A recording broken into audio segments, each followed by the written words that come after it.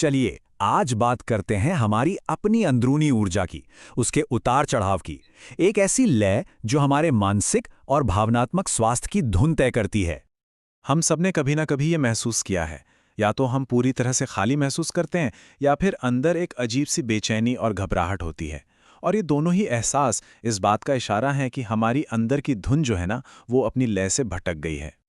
जानते हैं, इस पूरी बात का जो निचोड़ है ना, वो इसी एक ख्याल में छुपा है। हमारी एनर्जी कभी भी एक सीधी लकीर में नहीं चलती। अरे ये तो दिल की धड़कन की तरह है ना, कभी ऊपर कभी नीचे, कभी घटती है तो कभी बढ़ती है। और यही यही इसका स्वभाव है, एक बिल्कुल नेचुरल साइकिल। और इसी को हम कह सकते हैं आत्मा की लय। ये एक लगातार चलने वाला चक्र है, ठीक सांस लेने और छोड़ने की तरह। इसका एक हिस्सा ऊर्जा को अंदर की तरफ खींचता है और दूसरा हिस्सा उसे बाहर की दुनिया में भेजता है। हमारी जो मेंटल पीस है ना, उसका सारा राज इसी बैलेंस में है।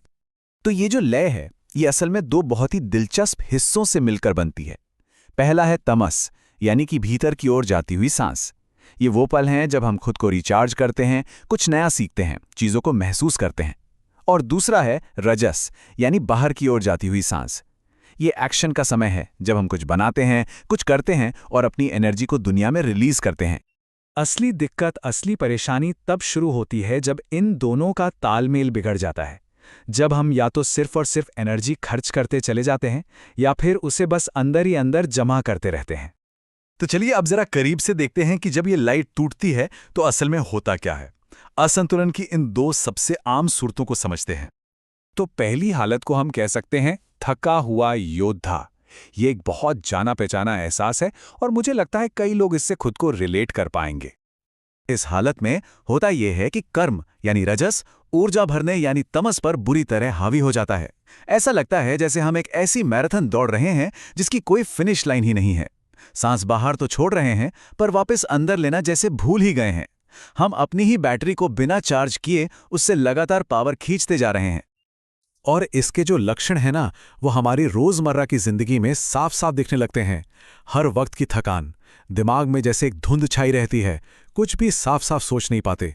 और ये चुभने वाला एहसास कि इतनी मेहनत के बाद भी कुछ हो नहीं रहा। ये बिल्कुल वैसा ही है जैसे गाड़ी की टंकी तो खाली है, पर हम एक्सेलरेटर पर पैर दबाए जा रहे हैं। और यहाँ आके जो सबसे ज़रूरी बात समझनी है वो ये है कि इसका हल और ज़्यादा मेहनत करना बिल्कुल नहीं है। इसका हल है रुकना। क्योंकि जब प्याला ही खाली हो तो उससे किसी और को क्या दिया जा सकता है, पहले उसे भरना पड़ता है। तो इस हालत से निकलने का रास्ता है इस सोच को अपनाना कि खुद को रुकने की इजाज़त देना ज़रूरी है। आराम करना कोई नाकामी नहीं है, बल्कि आगे के काम के लिए फ्यूल भरने जैसा है। ये ठहराव ही अगली छलांग की तैयारी है बस। अच्छा, अब आते हैं दूसरी सिचुएशन पर, जो पहली से एकदम उल्टी है। इसे हम कह सकते हैं छलकता हुआ पात्र। यहां पर ऊर्जा भरने की अवस्था यानी तमस, एक्शन वाली अवस्था यानी रजस पर हावी हो जाती है।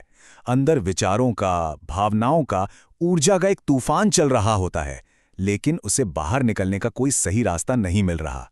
ये कुछ ऐसा है जैसे सांस अंदर तो खींच ली, पर उसे छोड़ ही नहीं पा रहे।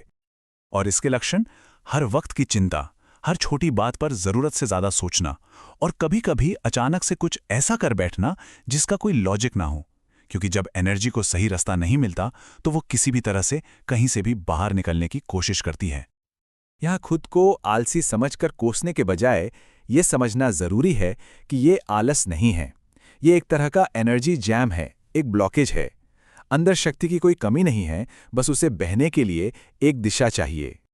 इस सिचुएशन में ये मंत्र बहुत काम आता है कि जो कुछ भी अंदर थाम कर रखा है उसे जाने दिया जाए। ये याद दिलाना कि हमारी भावनाएं भी एक तरह की ऊर्जा ही हैं और ये हमारे हाथ में है कि हम उन्हें एक पॉजिटिव एक्शन में बदलें। उसे लिखने में, कसरत करने में या किसी से बस दिल की बात कहने में एक सही दिशा दें। तो ठीक है, हमने असंतुलन के दोनों पहलू तो समझ लिए, पर अब सबसे बड़ा सवाल, इस चक्र का सम्मान करते हुए हम संतुलन वापस कैसे लाएं? देखिए, इसका जवाब ना असल में बहुत ही सिंपल है और इन दो कदमों में छिपा है। जब अंदर बेचैनी या एनर्जी का दबाव महसूस हो तो उसे किसी काम में लगाएं, उसे बाहर निकालें। और जब थकान और खालीपन महसूस हो तो बिना किसी गिल्ट के आराम करें, खुद को रिचार्ज होने का पूरा मौका दें। तो आखिर में इस पूरी बातचीत का सार बस इतना ही है। मन की शांति इस कुदरती लय से लड़ने में नहीं, बल्कि इसके साथ बहने में है। जैसे हम अपनी हर सांस पर ध्यान नहीं देते, वो बस अपने आप चलती रहती है, ठीक वैसे ही हमें अपनी ऊर्जा के इस चक्र को भी सहजता से स्वीकार कर लेना चाहिए। तो आज के लिए बस ये एक सवाल खुद से पूछना है, आज आत्मा को कौन सी सांस की जरूरत है? भीतर की सांस लेने का दिन है या बाहर की? आज रुकने की जरूरत है या कुछ कर गुजरने की? आपका जवाब जो भी हो, वही आपके संतुलन की चाबी है।